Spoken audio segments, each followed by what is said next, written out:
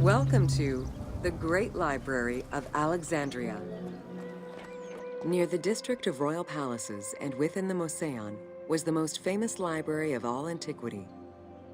The Library of Alexandria was built to house all of human knowledge. At its pinnacle, the library was believed to contain over 700,000 parchments.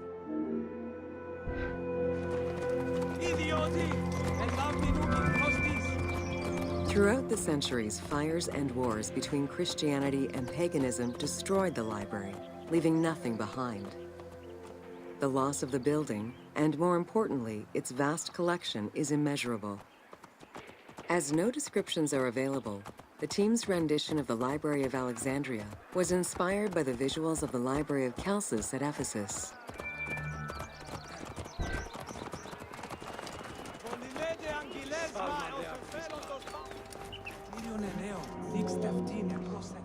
While much of the collection was purchased at the government's expense, the library also obtained books through other means. Any books owned by travelers coming through the city were seized to be copied for the library. The copy would then be returned to the owner, and the original entered into the library's collection.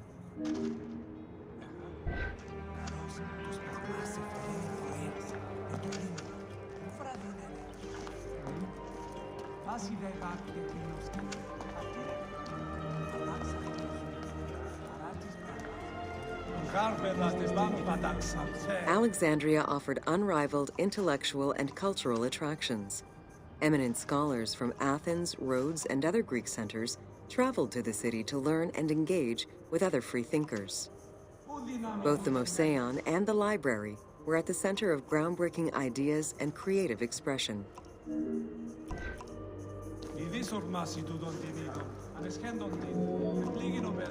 The great minds of antiquity were usually well-versed in many disciplines, which were often associated to specific schools of thought. The Peripatetics, the Stoics, and the Cynics were among the most well-known schools of the time. It is clear that Alexandria lived up to its fundamental role as a city for intellectuals, nurturing many great minds whose impact reverberates through our modern world.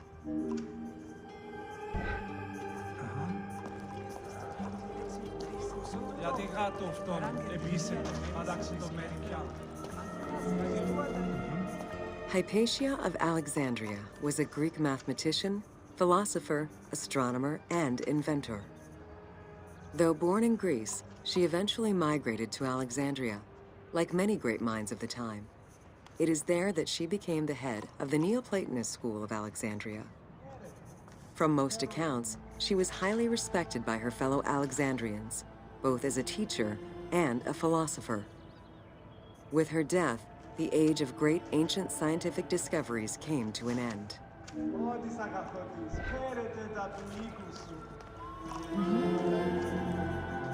Callimachus was born in Cyrene and educated in Athens.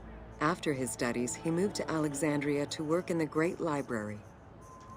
A poet and a critic, he strongly rejected the epic format of Homeric poems, and instead fervently supported a shorter, more judiciously formulated style of poetry. His epigrams and elegiac poems were emulated by later poets. His work was extremely popular, second only to Homer's own works.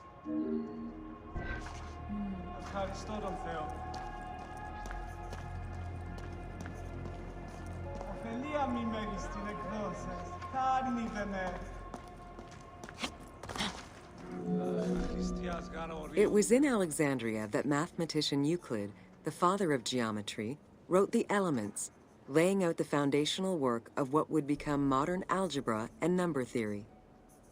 Euclidean geometry would become one of the most influential systems in the evolution of mathematics.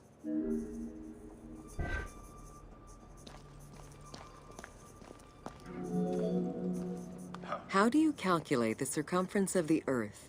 With a camel, 2 sticks, and shadows cast by the sun. This is what Eratosthenes of Cyrene described in his principal work, Geography, while he was director of the Great Library of Alexandria.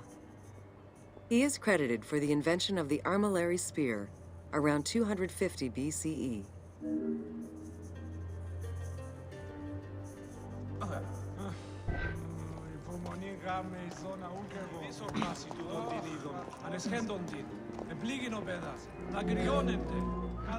The earliest known and most complete armillary sphere of antiquity was the Meteoroscopion of Alexandria, with an imposing 9 rings compared to the 3 or 4 of most other astrolabes. Known as the zodiac krikatoi amongst the Greeks, the Meteoroscopion was used to determine the location of celestial bodies around the Earth. Every self-respecting astronomer of antiquity would have sought to use this tool to better understand the celestial movements.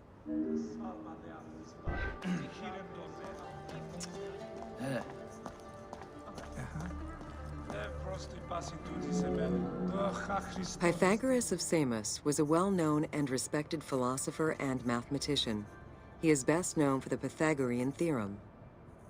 However, there is proof that the theorem existed in Babylonia and India long before Pythagoras was born, casting some doubts as to who exactly originated the theorem.